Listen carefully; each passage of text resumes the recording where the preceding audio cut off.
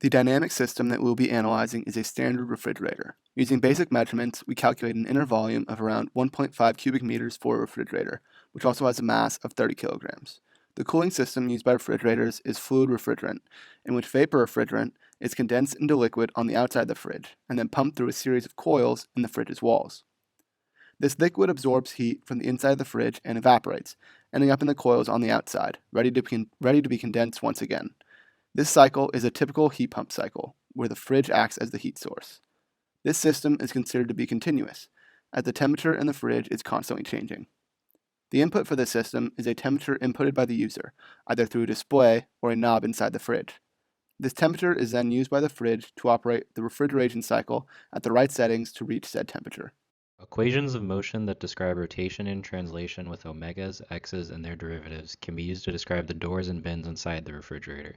But the system we're interested in operates according to a different set of equations.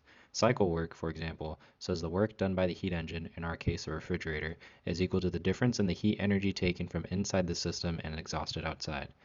To talk about the system in a more typical state space form, it would be useful to have an equation for temperature.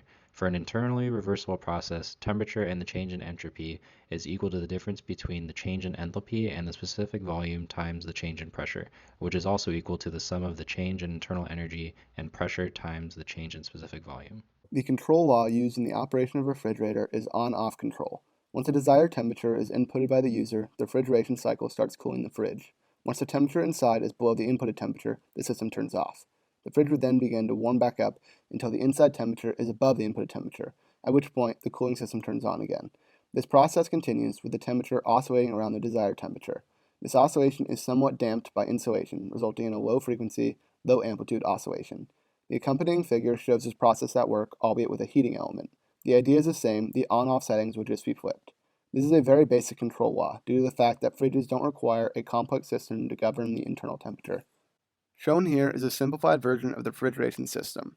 On the left is the user input, in this case the desired temperature of the refrigerator. This information is then sent to the fridge controller, which regulates the temperature of the fridge using the previously mentioned on-off control.